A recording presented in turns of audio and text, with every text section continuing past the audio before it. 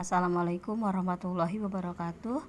Ya, teman-teman, hari ini kita mau belajar tentang al-qawaid atau gramatika atau juga tentang tata bahasa ya.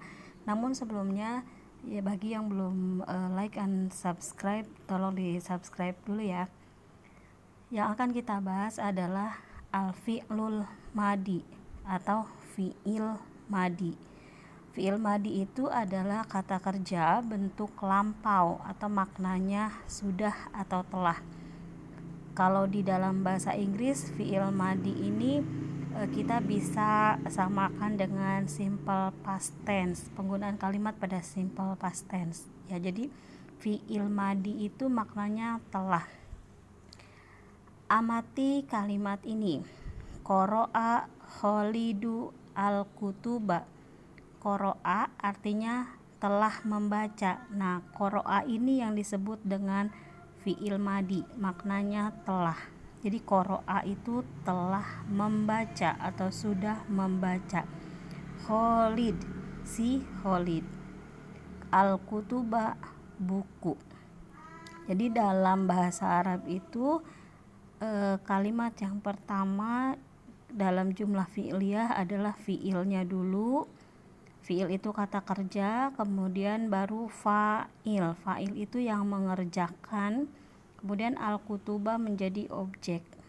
Jadi qara'a Khalid al-kutuba artinya Khalid telah membaca buku. Kalimat ini terdiri dari fi'il. Tadi qara'a itu fi'il madi, kemudian isim kata benda yaitu si Khalid, dan al-kutuba buku menjadi maf'ul atau objek. Sekarang kita perhatikan contoh berikut ini. Qara'a Khalidun al-kutuba. Qara'a telah membaca, siapa? Khalidun si Khalid, al-kutuba buku. Qara'a ini kedudukan kalimatnya adalah fi'il madi, kata kerja bentuk lampau. Kemudian setiap fi'il, setiap kata kerja itu butuh yang mengerjakan atau fa'il. Nah, posisi Khalid ini dalam tata bahasa Arab sebagai fa'il, orang yang mengerjakan dari kata kerja qara'a. Mengerjakan membaca apa? Al-kutuba, membaca buku. Jadi lafaz kutuba ini kedudukan kalimatnya sedang menjadi maf'ul bih, atau kalau dalam bahasa Indonesia objek. Jadi qara'a itu predikat, Khalid itu jadi subjek, al-kutuba jadi objek. Tapi kalau dalam bahasa Arab, qara'a itu sebagai fi'il madi, kemudian Khalid fa'il, al-kutuba menjadi maf'ul bih.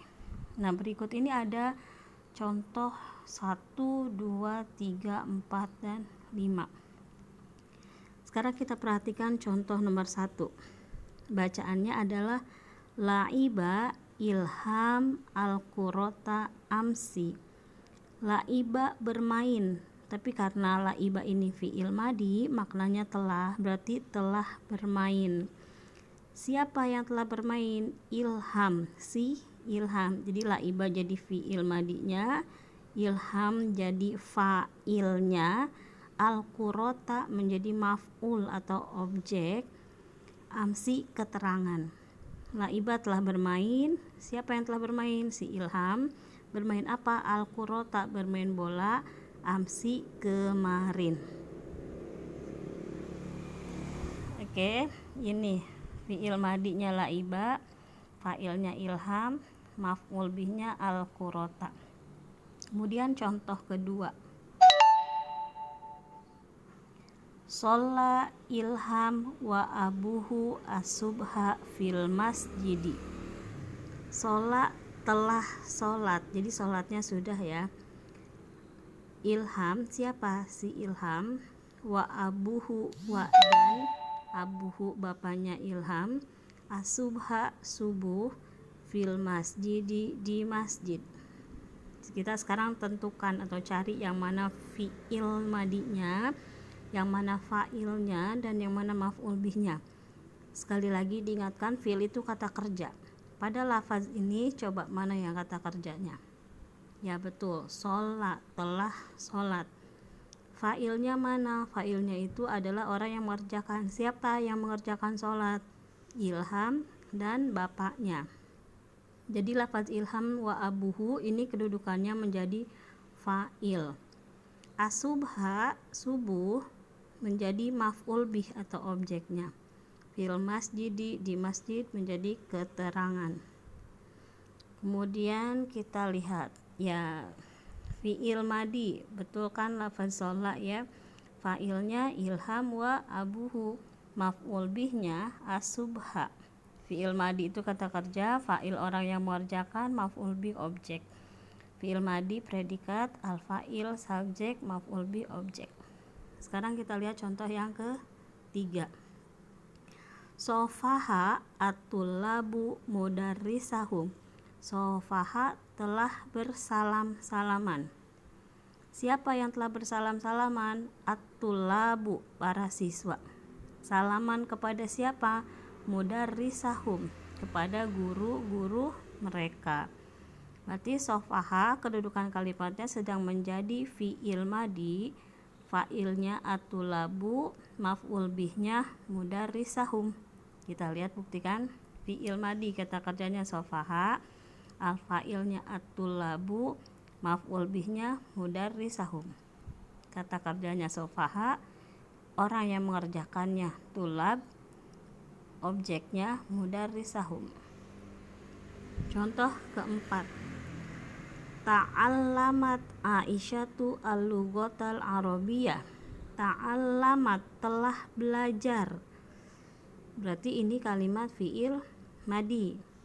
Siapa yang telah belajar atau mana fa'ilnya? Siapa yang mengerjakan belajar?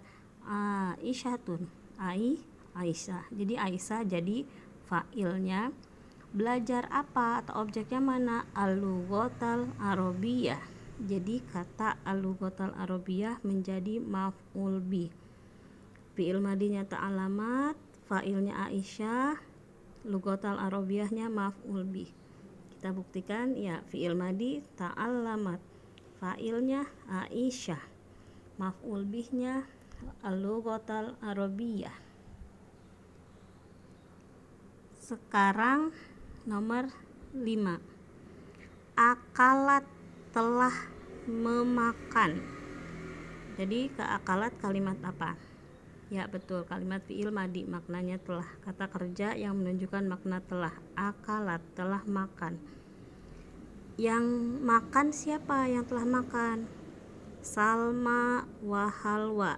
Salma dan halwa.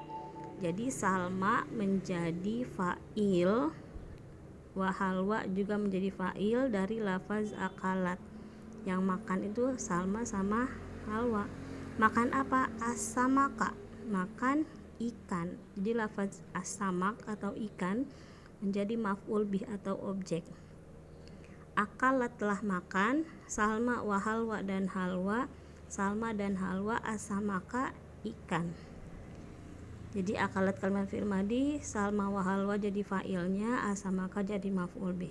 Yuk kita lihat. Akalat fi'il madi, fa'ilnya Salma dan halwa, maf'ul bihnya, oh ini salah ya, salah nih aturan as-samak ya. Jadi di sini al-hisab harus diganti dengan lafaz as-samak ya. Kalian bisa putar ulang kalau kalian belum paham mengenai fi'il madi ya. Jadi sekali lagi, fi'il madi itu adalah kata kerja bentuk lampau. Kalau dalam istilah bahasa Inggris seperti penggunaan pada simple past tense atau maknanya telah. Nah setelah ini kalian diminta untuk menunjukkan mana fi'il, mana fa'il, dan mana maf'ul bih dalam kalimat-kalimat yang nanti akan di-upload di bagian tugas ya. Sekali lagi diingatkan, fi'il madi itu kata kerjanya, kemudian fa'il itu orang yang mengerjakannya, maf'ul bih itu objeknya ya. Nah sebelum kalian pindah ke tugas, jangan lupa yang belum subscribe, like and subscribe-nya ya. Terima kasih. Assalamualaikum.